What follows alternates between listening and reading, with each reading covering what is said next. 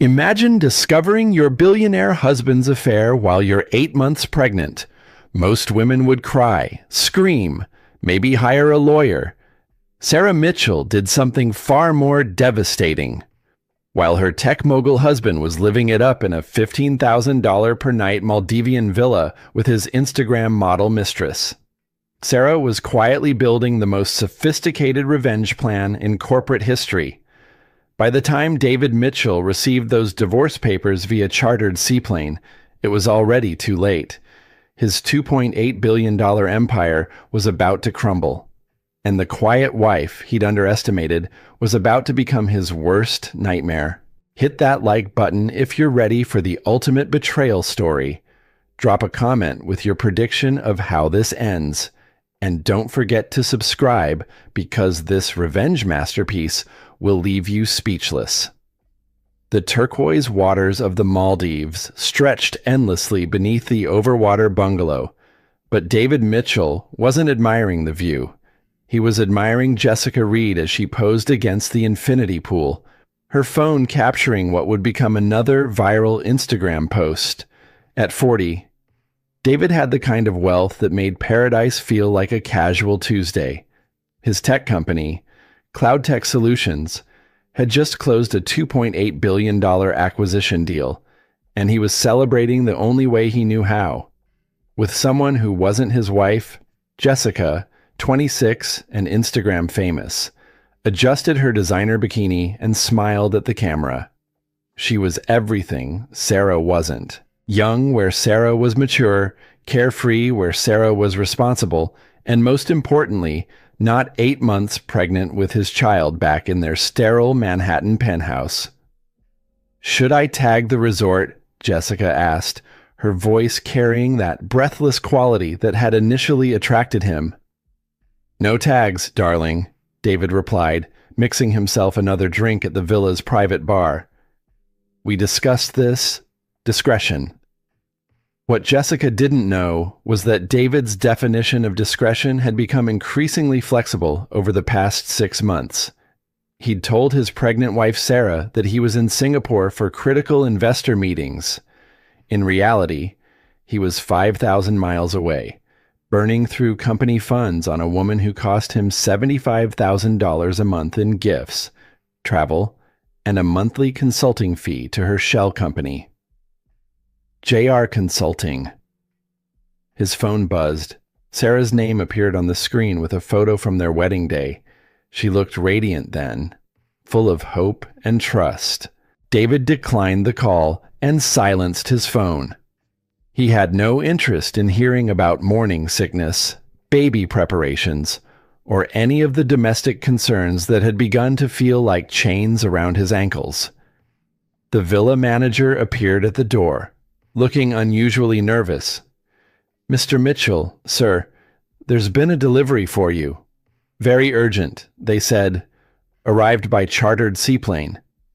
David frowned. Nobody knew he was here except his assistant, and she had strict instructions not to disturb him unless the company was literally on fire. He accepted the thick envelope, noting the return address, Sterling and Associates, Sarah's family attorney. "What is it, baby?" Jessica called from the pool. David tore open the envelope, expecting some routine paperwork about their estate planning or maybe documents related to the baby's trust fund. Instead, he found himself staring at papers that made his blood run cold. Petition for dissolution of marriage.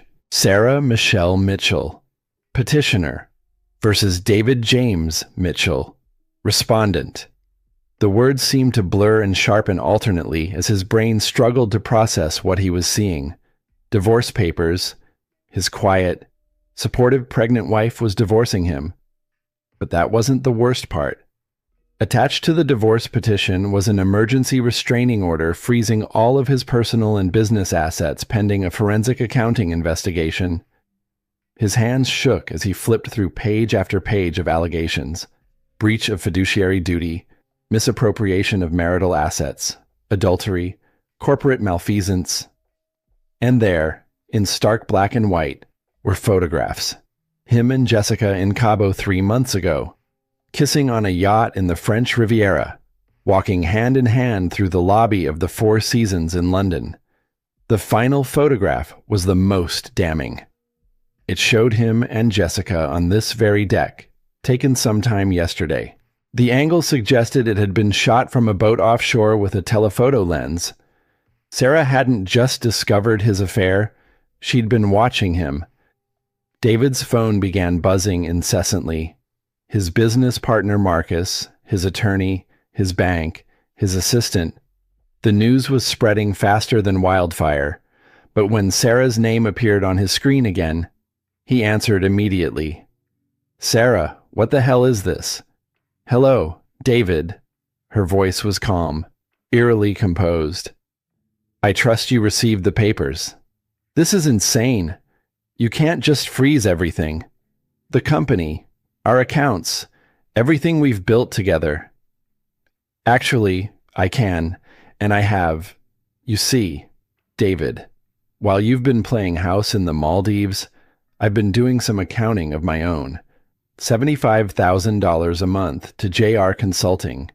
That's Jessica Reed Consulting. Isn't it quite creative? Using company funds to pay your mistress?" David felt the world tilting beneath his feet. How did I find out the same way I found out about the yacht in Cabo, the hotel in London, and the fact that you're currently standing in a $15,000 a night villa that was paid for with our money? You got sloppy, David. Arrogant. You thought I was too trusting, too focused on our baby to notice. You were wrong. The line went dead. David stared at his phone, then at Jessica, who was now reading the divorce papers with growing horror. "David," she whispered, "my name is in here. They know everything." As the Maldivian sun began to set, painting the sky in brilliant oranges and reds, David Mitchell realized that his paradise had just become his prison, and the woman he'd underestimated for 7 years of marriage was about to show him exactly how dangerous that mistake could be. While David was discovering the ruins of his carefully constructed life, Sarah Mitchell sat in a conference room 54 floors above downtown Seattle. Her hands rested protectively over her 8-month pregnant belly as she watched the city lights begin to twinkle in the evening twilight. She looked nothing like a woman scorned. She looked like a general surveying a battlefield she was already winning. Across from her sat Elena Vasquez, the most feared divorce attorney on the West Coast. Elena had built her reputation dismantling the lives of powerful men who thought their money made them untouchable. Her gray hair was pulled back severely, and her eyes held the cold precision of a surgeon. "The papers were delivered 47 minutes ago," Elena said, checking her tablet. "The asset freeze was executed simultaneously across 17 financial institutions, his personal accounts, business accounts, credit cards, even his crypto wallets. Everything is locked down." Sarah nodded slowly. She felt no satisfaction, only the grim determination of someone executing a necessary but unpleasant task. "What about the company?" "CloudTech's board of directors will receive a full briefing tomorrow morning. The evidence we've compiled shows clear misuse of corporate funds for personal expenses. Under the fiduciary responsibility clause in his employment contract, they'll have grounds to suspend him immediately." The fiduciary responsibility clause. Sarah almost smiled, remembering how that had come about 7 years ago, when David was pushing for an aggressive prenuptial agreement to protect his fledgling company. Sarah's father had insisted on adding various protective measures. David had been so eager to get the prenup signed, so confident in his own brilliance, that he'd barely read the final version. That clause stated that as CEO and majority shareholder, David had a legal obligation to act in the company's best financial interests. Any personal conduct that endangered the company's reputation or finances would void key sections of the prenup and open his assets to division in divorce proceedings. Sarah's phone buzzed with a text from her brother Tommy. "Package delivered. He knows." Tommy Chen had been invaluable over the past 6 months. A former Seattle police detective turned private investigator.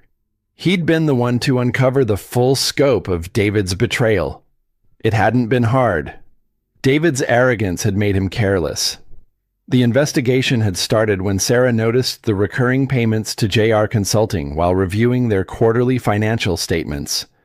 A simple corporate search revealed that JR Consulting was owned by Jessica Reed, a 26-year-old influencer whose Instagram showed a lifestyle far beyond what her follower count could support. From there, Tommy had traced credit card receipts, flight records, hotel bookings. David hadn't just been having an affair. He'd been funding an entirely separate life with Jessica, using money that belonged to both him and Sarah, and increasingly, money that belonged to CloudTech's shareholders. "Sarah," Elena said gently, "I have to ask, are you prepared for how ugly this could get? David is going to fight back, and men like him don't fight fair." Sarah turned from the window to face her attorney. "Elena, my father didn't just leave me money. He taught me that the most dangerous person in any room is the one everyone underestimates. David has been underestimating me for 7 years. Let's see how that works out for him." Her phone rang. David's name appeared on the screen. She let it ring 3 times before declining the call. Then she opened her laptop and began typing. The press release was already drafted, ready to go out to TechCrunch, the Seattle Times, and Forbes simultaneously. The headline read, "CloudTech CEO David Mitchell under investigation for misuse of corporate funds amid personal scandal." The story painted a picture of a brilliant but increasingly reckless executive whose personal indiscretions had put a major tech company at risk. It mentioned the ongoing divorce proceedings and the emergency asset freeze, but positioned Sarah not as a vengeful wife, but as a concerned shareholder taking action to protect the company's future. "The media strategy is crucial," Elena explained. "We control the narrative from day one. David will try to paint you as an hysterical pregnant woman having an emotional breakdown. We're positioning you as the responsible party, acting to protect both your family and the company's thousands of employees." Sarah's laptop chimed with an email from CloudTech's chief financial officer.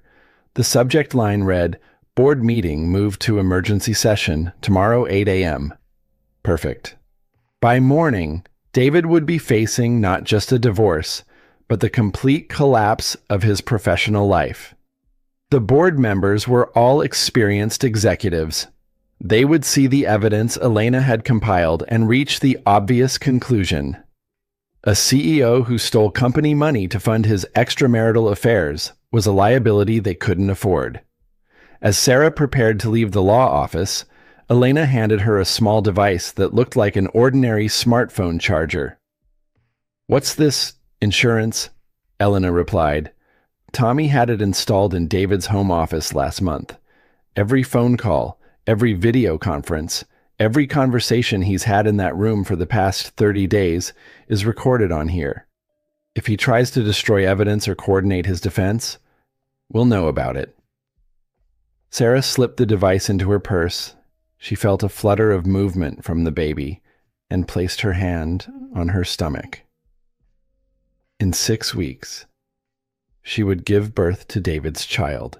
She intended to make sure that child inherited a legacy built on integrity, not the wreckage of his father's arrogance. The elevator descended 54 floors, carrying Sarah back to street level, but she wasn't descending. She was rising. Rising from the ashes of a marriage built on lies. Rising to claim the power that had always been hers. Rising to protect the future she was literally carrying within her. David thought he was the king of his empire. He was about to learn that queens don't ask for permission to take their thrones. David's hands shook as he tried his banking app for the 5th time. Access denied. Contact your relationship manager. The message felt like a slap across his face. He'd been banking with First Seattle for 15 years. His account typically held over $2 million. Now he couldn't access a penny. "This can't be legal," he muttered, pacing the villa's marble floor. Outside, the Maldivian sunset that had seemed so romantic an hour ago now felt like the end of the world. Jessica sat curled in a corner of the white leather sofa, still clutching the divorce papers. Her perfectly made-up face was streaked with tears, and for the first time since he'd known her, she looked her age. Young, scared, out of her depth. "David, what does this mean for me? My name is all over these papers. They have photos of us together. My followers, my sponsors. They're going to see this." David barely heard her. He was frantically calling his attorney, Bill Peterson. The call went straight to voicemail. He tried his business partner, Marcus Stone. Same result. His assistant, voicemail. It was as if the entire professional world had suddenly decided he no longer existed. When his phone finally rang, it was Marcus. "David, where the hell are you?" The phones haven't stopped ringing. Forbes, TechCrunch, The Wall Street Journal.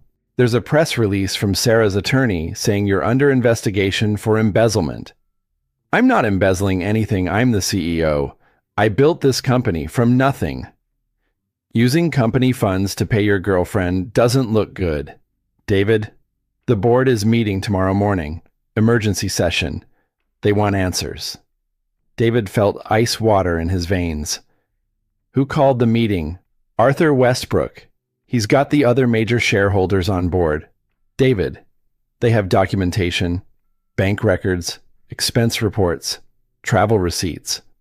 How long has this been going on?" "Arthur Westbrook, the 60-year-old venture capitalist who owned 18% of CloudTech. He'd been Sarah's father's business partner for decades, and he'd been the one to introduce David to the old money Seattle crowd that had given him social credibility. Arthur had always been polite but distant with David, as if he could see through the tech genius persona to something less impressive underneath.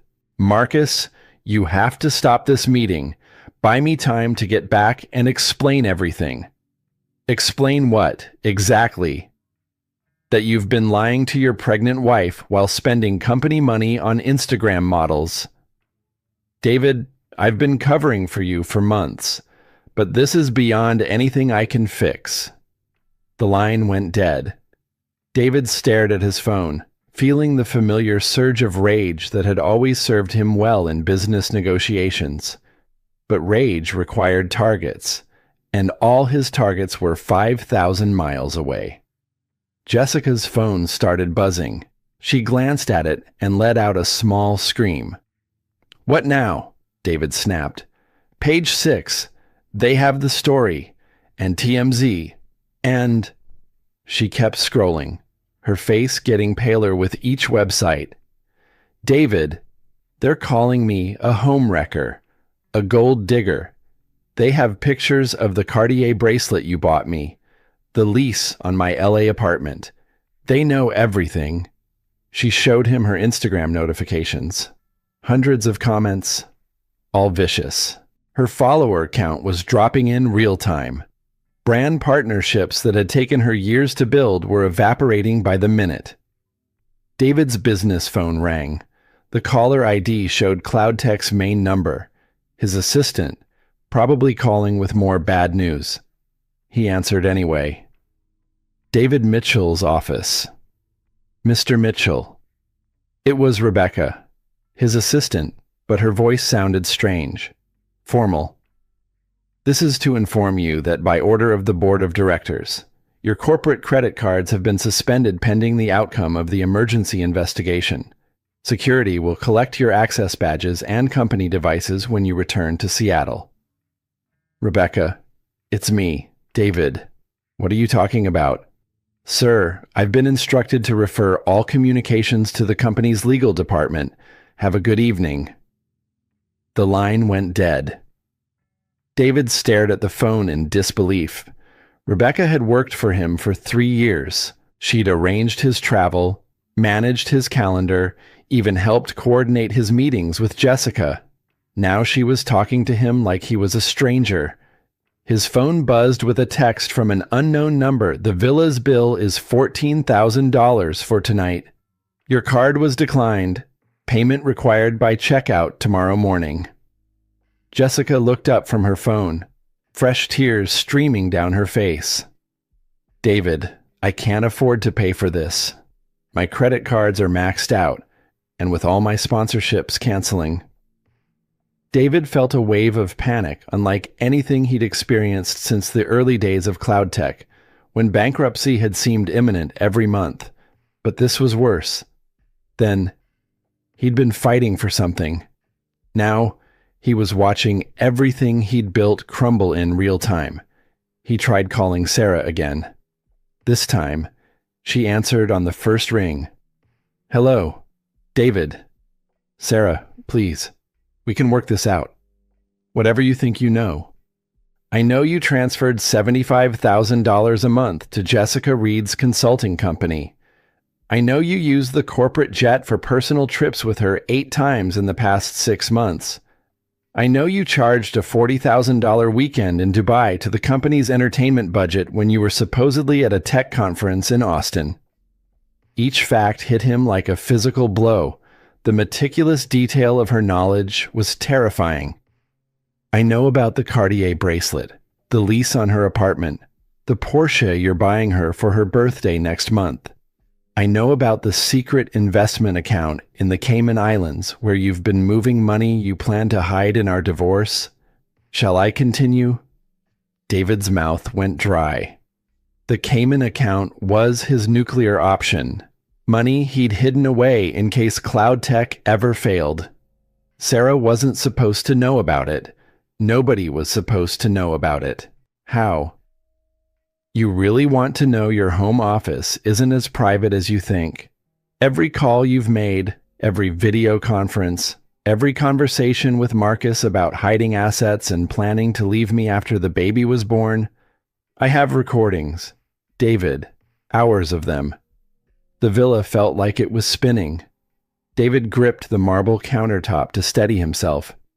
You can't use recordings without my consent. That's illegal. Sarah's laugh was cold and sharp. Actually, Washington is a one-party consent state. And technically, I was the party who consented. The recordings were made in my home, which makes them completely admissible in court. Sarah, please. Think about the baby. Our child deserves to have a father who doesn't steal from his own company to fund his affairs. Goodbye, David. The call ended.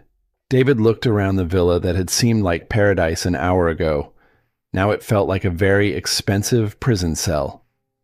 The walls were closing in, and for the first time in his adult life, David Mitchell had no idea how to escape. The next morning arrived with the brutal efficiency of a Seattle winter storm. David had spent the night staring at the ceiling, his mind racing through increasingly desperate scenarios. Each potential escape route led to a dead end. His assets were frozen. His corporate accounts were locked. Even his personal credit cards had been suspended. Jessica had retreated to the villa's second bedroom after a vicious fight that ended with her screaming that he'd ruined her life. She wasn't wrong. Her Instagram account had lost 30,000 followers overnight. The comments section had become a cesspool of judgment and ridicule. Brands were canceling partnerships faster than she could answer emails.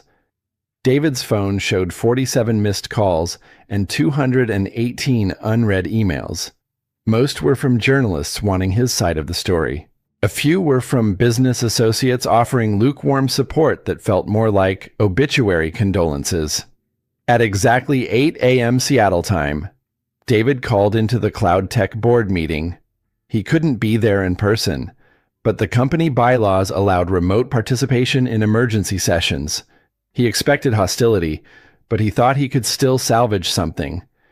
He'd built cloud tech from a two-person startup in his garage to a company valued at nearly $3 billion. Surely that counted for something. Arthur Westbrook's voice was arctic when he opened the meeting. David, thank you for joining us remotely. I trust you understand why we've called this emergency session. Arthur, I understand there are concerns about some personal expenses, but I think we're all overreacting. These are minor accounting issues that can be resolved quickly. Minor. The voice belonged to Patricia Hernandez, CloudTech's chief financial officer. David, we've completed a preliminary audit. Over the past 18 months, you've transferred more than $1.3 million in company funds to personal accounts and shell corporations. That's not a minor accounting error. That's systematic embezzlement. David felt the blood drain from his face. 1.3 million. He'd known the number was substantial, but hearing it stated so bluntly made it sound enormous, criminal. Those were legitimate business expenses, entertainment, client development, strategic partnerships. Strategic partnerships with Jessica Reed. Arthur's voice could have frozen the Maldivian Ocean. David, we have the receipts. Hotel suites in Paris, charged to the client entertainment budget when no clients were present. Private jet flights to Cabo for, quote, market research, unquote. The Cartier jewelry purchase, coded as executive gifts. Margaret Torres, the board's longest-serving member, spoke next. Her voice carried the authority of someone who'd survived 3 economic crashes and countless corporate scandals. David, beyond the financial irregularities, there's the matter of the company's reputation. We're getting calls from major clients asking if their data is secure with a company whose CEO can't be trusted with expense accounts. The PR department is fielding interview requests from 60 Minutes. This has become a crisis that threatens the entire organization. David tried to project confidence, but his voice cracked slightly. I understand your concerns, but let's not make rash decisions. I've led this company through explosive growth. Our valuation has increased 400% under my leadership, which makes your actions even more inexcusable, Arthur replied. David, effective immediately. You are suspended from all executive duties pending the completion of a full forensic audit. The board will appoint an interim CEO within 24 hours. You can't do this to me. I built this company. I am this company. Actually, we can, and we are. The morality clause in your employment contract gives us the authority to suspend any executive whose personal conduct jeopardizes the company's interests. Using corporate funds to finance an extramarital affair definitely qualifies. The call ended with a dial tone that sounded like a death knell. David stared at his phone, trying to process what had just happened. In less than 24 hours, he'd lost his marriage, his company, and his fortune. The empire he'd spent 15 years building had collapsed faster than a house of cards in a hurricane. His phone buzzed with a text from Marcus. I'm sorry, David. The board offered me the interim CEO position. I have to think about the employees, the shareholders. You understand? David threw his phone across the room. It hit the marble wall and shattered, pieces scattering across the floor like fragments of his former life. Jessica emerged from the bedroom, her face puffy from crying. She'd traded her designer bikinis for an oversized t-shirt that made her look like a college student having a breakdown. The hotel wants payment for tonight, she said quietly. I called my agent. She dropped me. Said I'm too toxic to represent. My mom is flying in from Phoenix. She's going to help me pack up my apartment. Your apartment that I paid for, past tense. She sat down across from him, and for a moment, the hostility between them softened into shared misery. David, what are we going to do? Before he could answer, there was another knock at the villa door. David opened it to find the hotel manager. accompanied by 2 Maldivian police officers. "Mr. Mitchell, we need to discuss your account balance. The hotel's policy requires payment for extended stays in advance. Your card has been declined multiple times, and we understand there may be legal issues preventing payment." David felt the last of his dignity evaporate. "How much do we owe for the week's stay, including the seaplane transfer, meals, and beverages? The total is $47,800. Jessica made a small choking sound. David's mind went blank. In his entire adult life, he'd never been in a situation where he couldn't pay a bill. Even in CloudTech's early days, he'd had credit cards, emergency funds, something. Now he was standing in a $47,000 per week resort with empty pockets and a ruined credit rating. "I'll need to make some calls," he said weakly. The hotel manager's expression was professionally sympathetic but firm. "Of course, sir. We can arrange transportation to the airport whenever you're ready to depart. The next commercial flight to Seattle departs tomorrow afternoon." Commercial flight. The words hit David like a slap. He'd flown private for so many years that he'd forgotten what commercial travel felt like. Economy class, security lines, crying babies, and cramped seats. The thought of sitting in coach for 20 hours while tabloid stories about his downfall spread across social media was almost unbearable. After the manager left, David sat in silence, staring at the ocean that had once seemed like paradise. Now it looked like the edge of the world, and he was falling off. His shattered phone buzzed weakly with an incoming text. The screen was cracked, but he could make out Sarah's name and a few words. "Board meeting went well. Interim CEO announced. Flying home tomorrow. We need to talk." David closed his eyes and let the magnitude of his situation wash over him. 24 hours ago, he'd been a billionaire tech mogul celebrating the biggest deal of his career with a beautiful woman in paradise. Now he was a disgraced executive who couldn't pay his hotel bill, abandoned by his business partner, and facing potential criminal charges. The fall from grace was complete, but somehow, David suspected Sarah wasn't finished with him yet. The flight home was a special kind of torture that David wouldn't have believed possible 24 hours earlier. Trapped in seat 32F between a screaming infant and a businessman who recognized him from the news. David endured 22 hours of the worst travel experience of his life.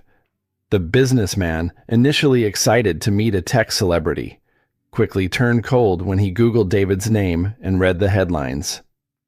"Aren't you the guy who stole from his own company?" the man had asked loudly enough for half the plane to hear. David pretended to sleep for most of the flight, but sleep was impossible. Every time he closed his eyes, he saw Sarah's calm face delivering devastating news with surgical precision. The recordings, the frozen accounts, the board meeting that had ended his career. Each memory felt like a knife twisting deeper into his chest. Jessica had taken a different flight to Los Angeles. Their partnership dissolved as quickly as it had begun. Her final words to him had been, "Don't call me, don't text me, don't exist in my life anymore." She'd spoken with the finality of someone cutting off a gangrenous limb. Landing at Seattle-Tacoma International Airport brought fresh humiliation. A small crowd of reporters waited at the gate, having somehow learned his arrival time. Camera flashes exploded in his face as he tried to push through the crowd. "David, is it true you embezzled over $1 million? How do you respond to allegations that you plan to abandon your pregnant wife? Will you be filing for bankruptcy?" David kept his head down and his mouth shut, following the advice of his new criminal defense attorney, Frank Gallows. Frank was a blunt, no-nonsense lawyer who specialized in white-collar crime. His first piece of advice had been simple: "Stop talking. Everything you say from now on will be used against you." The ride to his penthouse in Frank's beat-up Honda Civic was a stark contrast to David's usual chauffeured Bentley. Frank chain-smoked Marlboros and listened to talk radio while David slumped in the passenger seat, watching his city pass by like a foreign country. "Your wife's attorney called while you were in the air," Frank said without preamble. "They want to meet, tomorrow morning, my office." "What do they want?" "To watch you squirm. Probably. But officially, they want to discuss a global settlement. Criminal immunity in exchange for cooperation and asset forfeiture." David's penthouse felt like a museum of someone else's life. Sarah had cleared out her belongings with surgical efficiency. Her closet was empty except for wire hangers. Her office space was vacant. Even her coffee cups were gone from the kitchen cabinet. But she'd left one thing behind. Sitting on David's mahogany desk was a manila envelope with his name written in Sarah's precise handwriting. Inside were printouts of bank statements, expense reports, and travel receipts. Every transaction highlighted in yellow, every lie documented with accountant-level precision. Attached was a handwritten note. "David, I thought you should see the scope of your betrayal laid out in black and white. The total amount stolen from our marriage and your company is $1.7 million over 18 months. The average American family makes $50,000 per year. You spent their entire salary every month on your affair. I hope she was worth it. Sarah." David poured himself 3 fingers of 25-year-old scotch and tried to process the number. 1.7 million. It sounded enormous and impossibly small at the same time. Enormous because it represented actual theft, money taken from shareholders and employees. Small because it was a fraction of his net worth just 3 days ago. His doorbell rang. David opened it to find Tommy Chen, Sarah's brother, holding a cardboard box. "Some things you left at Mom's house," Tommy said, his expression unreadable. "Sarah thought you might want them back." Inside the box were photos from their wedding, a watch Sarah had given him for their 5th anniversary, and a leather journal she'd bought him during their honeymoon in Italy. At the bottom was an ultrasound photo dated 2 weeks ago. Their baby, a boy, healthy and due in 6 weeks. "She doesn't want you at the birth," Tommy said quietly. "Hospital security has your photo. You try to show up. You'll be arrested for trespassing." David stared at the ultrasound image. His son. A child who would grow up knowing his father as a criminal, a cautionary tale, a source of shame. "Tommy, can I ask you something? How long has she known? About Jessica? 6 months. About the money? 4 months. About your plan to divorce her after the baby was born and claim she was mentally unstable. 2 months." David's head snapped up. "What plan I never planned to—" "Cut the shit, David." Tommy's voice was flat, professional, cop voice. "I've got recordings of you and Marcus discussing strategy, how you'd claim postpartum depression made her unfit, how you'd get custody and minimize her settlement, how Jessica was supposed to be your fresh start." The scotch turned to acid in David's stomach. Those conversations had happened, late at night in his office when he thought he was safely alone, planning for contingencies that now seemed like the fantasies of a madman. "Here's what you need to understand," Tommy continued. "Sarah isn't angry. Angry people make mistakes. Sarah is methodical. She's been building a case against you for months, brick by brick. Every phone call recorded, every financial transaction traced, every lie documented. Why are you telling me this? Because she's my sister, and I love her. But she's also carrying my nephew, and I don't want this war to destroy her. So I'm going to give you some advice that might save you both from complete annihilation." Tommy leaned forward, his voice dropping to a whisper. "Tomorrow morning, when you meet with her attorney, you're going to sign whatever they put in front of you. You're going to agree to every term, Accept every condition and transfer every asset they demand. Because if you fight this, if you drag it out in court, she will destroy you so completely that your own mother won't recognize what's left. I have rights. I built that company. You stole from that company. The FBI is opening a criminal investigation. The IRS is reviewing your taxes for the past 5 years. The state attorney general is considering charges. Your only hope of avoiding prison is Sarah's mercy. Tommy stood to leave, then paused at the door. For what it's worth, David, she loved you, really loved you. When she found the first evidence of your affair, she cried for 3 days. Then she got angry. Then she got methodical. You broke the heart of the wrong woman. Alone in his empty penthouse, David sat surrounded by the fragments of his former life.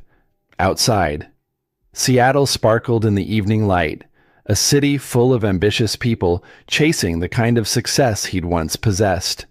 Inside, the silence was deafening.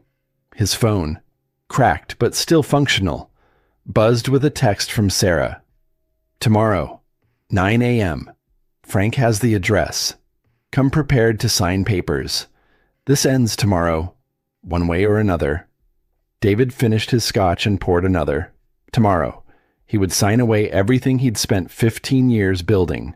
His company, his fortune, his reputation, his future. All because he'd underestimated the quiet woman who'd loved him completely and trusted him absolutely. The irony was devastating. In trying to have it all, he'd lost everything. In reaching for a different life, he'd destroyed the one he'd had. The penalty for his betrayal wasn't just losing Sarah, it was losing himself. Frank Gallo's law office looked exactly like David had expected: fluorescent lighting, coffee-stained carpet, and the faint smell of desperation that seemed to permeate every criminal defense attorney's workspace. At 9 a.m. sharp, David sat across a scarred conference table from Sarah and her legal team. The contrast was devastating. Sarah looked radiant despite being 8 months pregnant. She wore a navy blue maternity dress that somehow made her look both maternal and formidable. Her pregnancy wasn't a weakness, it was armor. Elena Vasquez sat beside her, surrounded by file boxes and tablets, looking like a general who'd already won the war. David's side of the table felt pathetically empty. Just him and Frank, who'd warned him that morning to keep your mouth shut and sign whatever they put in front of you. Thank you all for coming, Elena began, her voice crisp and professional. We're here to resolve this matter quickly and completely. David, we're prepared to offer you a settlement that keeps you out of federal prison. I suggest you listen carefully.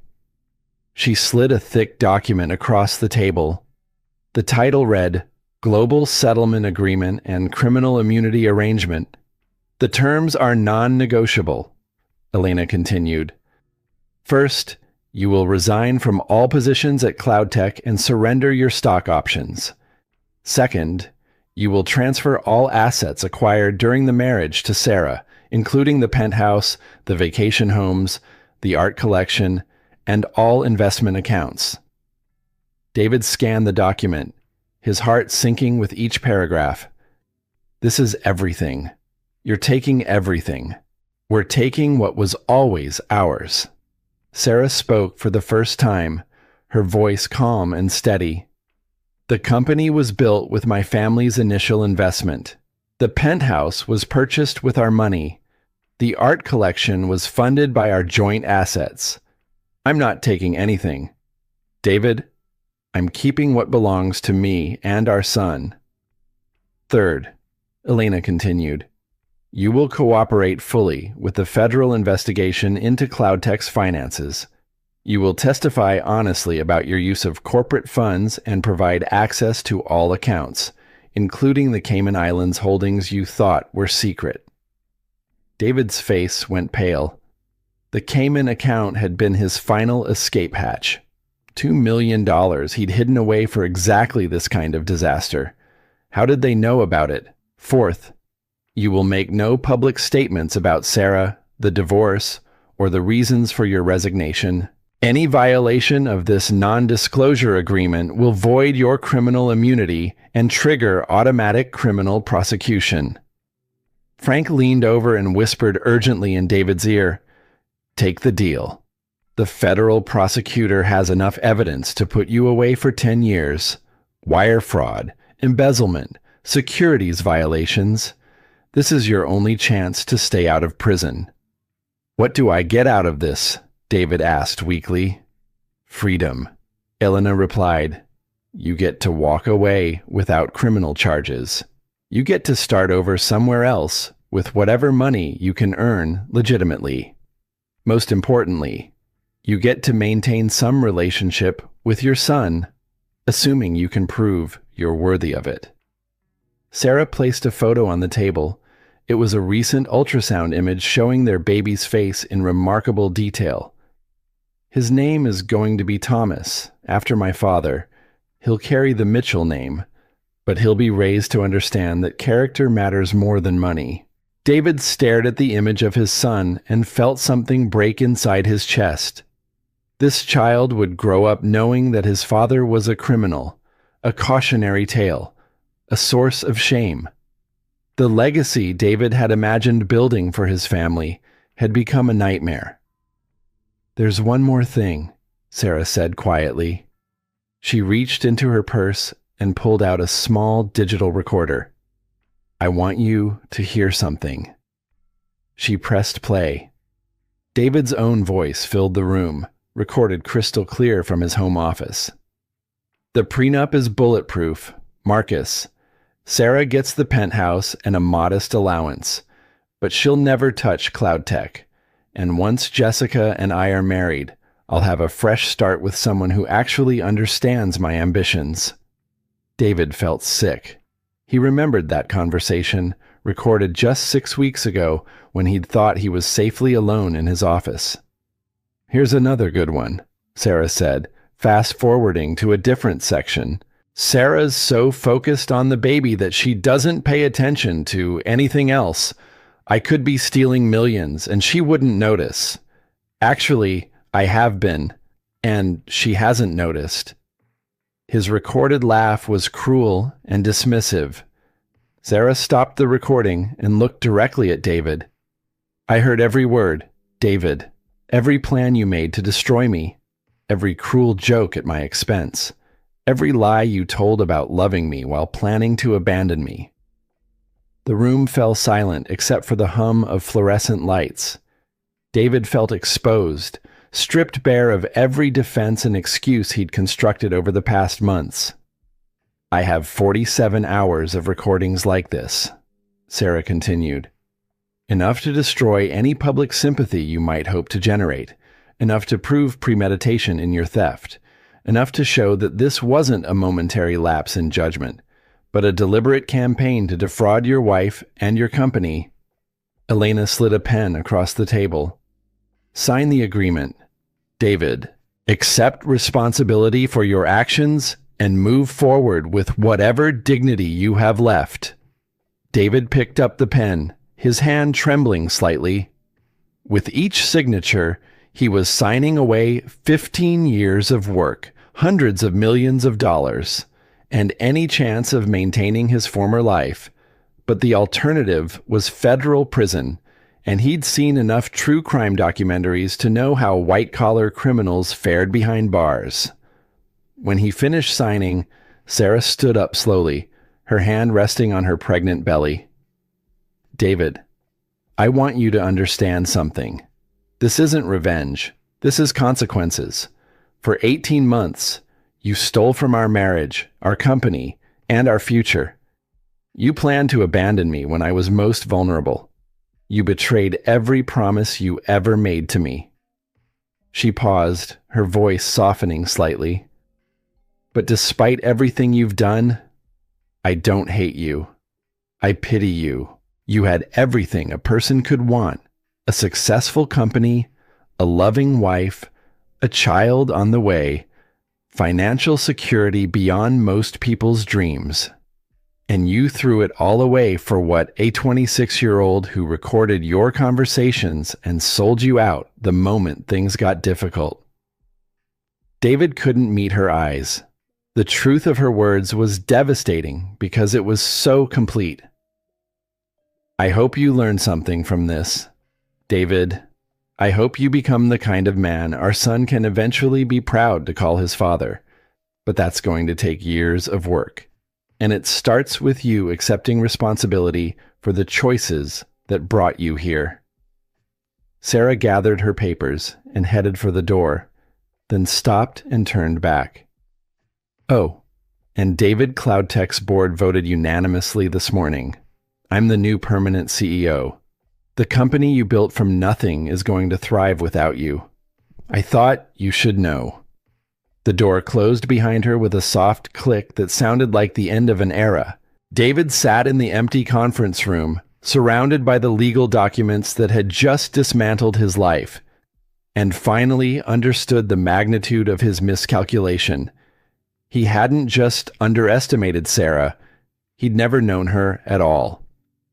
The supervised visitation center in downtown Seattle was designed to be neutral and non-threatening, with cheerful children's artwork on the walls and toys scattered across carpeted play areas. Sarah arrived 15 minutes early, carrying 4-month-old Thomas in his car seat and a diaper bag that felt heavier than it should. Thomas was alert and curious, his dark eyes taking in everything around him with the intense focus of someone experiencing the world for the first time. David was already there, sitting in one of the plastic chairs typically reserved for parents waiting for court-ordered visits. He looked different, thinner, older, wearing clothes that were clean but inexpensive. The designer suits and luxury watches were gone, replaced by khakis and a button-down shirt that looked like it came from Target. "Hello, Sarah." His voice was quiet, uncertain. "Thank you for bringing him." Sarah nodded to the court-appointed supervisor, Dr. Patricia Williams. 2 hours, as agreed. I'll be back at 4. She lifted Thomas from his car seat and held him for a moment, breathing in that unique baby smell that had become her favorite scent in the world. Then, with a mixture of reluctance and determination, she handed him to his father. David's hands shook slightly as he took his son. "He's so much bigger than in the photos you sent. He's growing fast. He started sleeping through the night last week, which has been a blessing." "I brought some things," David said, gesturing to a small bag beside his chair. "Books, mostly. Some toys. I wasn't sure what 4-month-olds like. He likes being read to, and he's fascinated by anything that makes noise or has bright colors." 2 hours later, Sarah returned to find David sitting on the floor with Thomas propped against his legs, reading from a picture book about farm animals. The baby was making happy gurgling sounds, reaching toward the colorful illustrations. "How did it go?" Sarah asked Dr. Williams. "Very well." David was attentive and gentle. Thomas seemed comfortable with him. They spent time reading, and David changed his diaper when needed. No issues at all. David looked up from the book, and Sarah was surprised to see tears in his eyes. "He smiled at me," he said softly. "When I was reading about the cow, he actually smiled." Sarah felt her chest tighten. Despite everything David had done, she could see genuine love in his expression as he looked at their son. Over the following weeks, a pattern developed. David arrived early for each visit, always prepared with age-appropriate activities and questions about Thomas's development.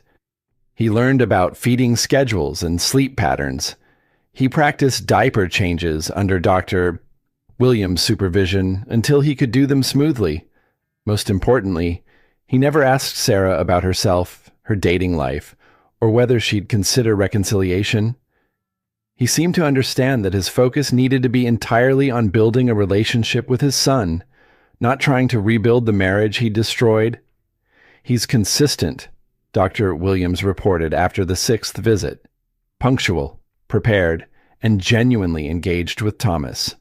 The baby is definitely becoming attached to him. He smiles immediately when he sees David now. Sarah had noticed the same thing. Thomas's face would light up when he spotted his father, and he'd reach toward David with the eager anticipation of a child who'd learned to associate someone with positive experiences. "Is he ready for unsupervised visits?" Sarah asked. "I think we could try supervised visits in your home environment soon. See how David handles a less structured setting." The idea of having David in her house felt overwhelming. The home she'd created for herself and Thomas was her sanctuary, the space where she'd rebuilt her life after the divorce. Letting David into that space felt like giving him access to her healing process. But as she watched David reading to Thomas, both of them completely absorbed in the story of a little engine that could, Sarah realized that her son's well-being had to take priority over her own comfort. Thomas deserved to have a relationship with his father. And that meant Sarah would have to continue navigating the complicated emotions of co-parenting with someone who'd betrayed her completely, but who seemed genuinely committed to redemption. "Let's try a home visit next week," she decided. 2 hours, with Dr. Williams present. David looked up from the book, hope and gratitude evident in his expression. "Thank you, Sarah. I know how hard this must be for you." "It's not about me anymore," Sarah replied. "It's about him." 1 year later, Sarah stood at the floor-to-ceiling windows of CloudTech's executive conference room, but this time she wasn't alone. Thomas, now 15 months old and walking with the determined wobble of a new toddler, was exploring the child-proofed corner she'd set up for him. The board meeting had just concluded with CloudTech's best quarterly results in company history.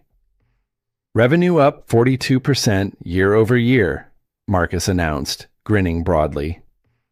"Employee retention at 96%, and we just landed the Morrison Industries contract that David spent 3 years chasing unsuccessfully." Sarah smiled, bouncing Thomas on her hip as he babbled happily and reached for her earrings. "It's almost like ethical leadership is good for business." The room erupted in laughter. The transformation of CloudTech's culture over the past 18 months had been remarkable. Sarah had implemented radical transparency in financial reporting, created an anonymous ethics hotline, and instituted profit sharing that extended to every employee. "How are the unsupervised visits going?" Tommy asked, bouncing his nephew on his knee while reviewing security reports. "Really well. David picks him up every Saturday morning and brings him back Sunday evening.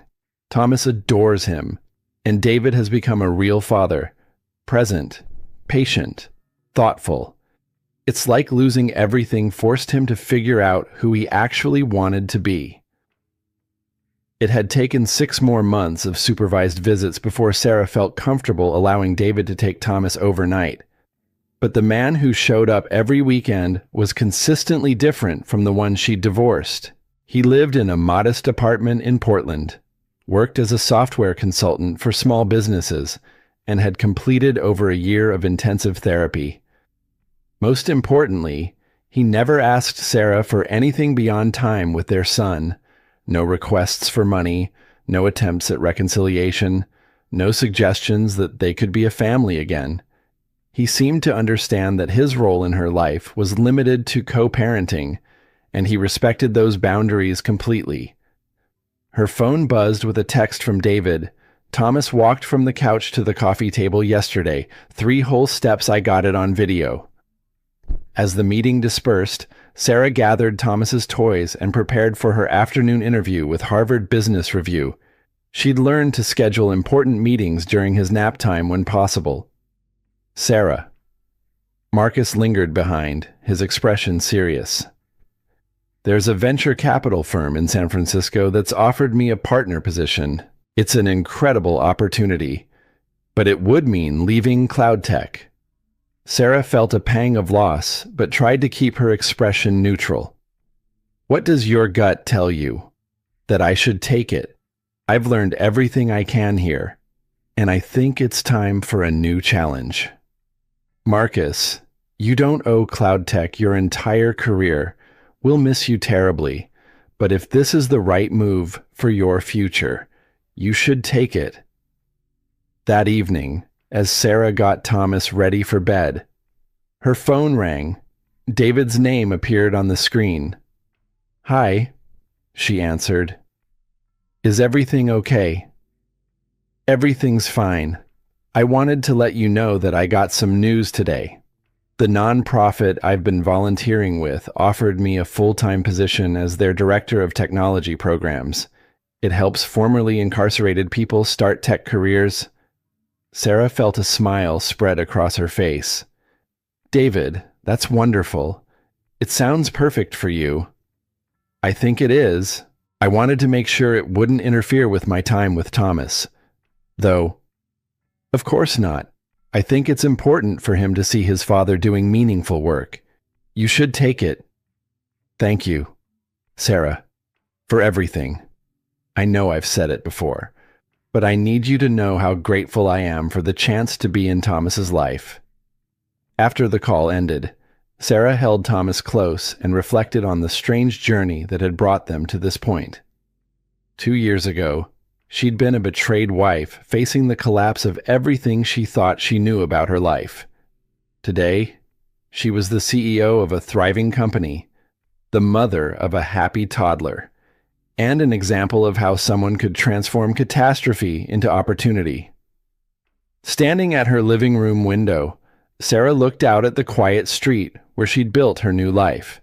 In 18 months, she'd gone from betrayed wife to successful CEO, from victim to victor. But the real victory wasn't business success or media recognition. It was quiet moments like this, with her sleeping son upstairs, knowing she'd built something solid from wreckage. Elena texted, "Saw the Netflix documentary premiere announcement. So proud. Your father would be amazed by the woman you've become." Sarah remembered her father's advice about being the person everyone underestimated. Real power came from knowing your own worth and refusing to let anyone diminish it. Tomorrow would bring new challenges, board meetings and toddler tantrums, interviews and bedtime stories. But tonight, Sarah felt completely at peace and optimistic about her future. She'd learned that sometimes the worst thing that happened was also the best, because it forced you to discover who you really were. She'd thought she was just David's wife, a supporting character. Instead, she discovered she was the hero of her own story, capable of building an empire while raising a son, leading with strength and compassion, transforming betrayal into wisdom. 2 years after that devastating day in the Maldives, Sarah stood before 500 women leaders at the Seattle Convention Center, Thomas playing quietly backstage with Tommy. Her keynote speech had just concluded to thunderous applause. "The question isn't whether you'll face betrayal or crisis," she'd told the audience. "The question is whether you'll let it define you or refine you. I chose refinement." Cloud Tech was now valued at $4.2 billion. The Netflix documentary had won 3 Emmy nominations. Harvard Business School taught a case study called The Mitchell Method: Ethical Leadership in Crisis. But Sarah's greatest achievement toddled toward her on unsteady legs, arms outstretched, shouting, "Mama." David arrived for his weekend pickup, carrying Thomas's overnight bag and wearing the quiet confidence of a man who'd found his purpose. His nonprofit had helped over 200 formerly incarcerated individuals launch tech careers.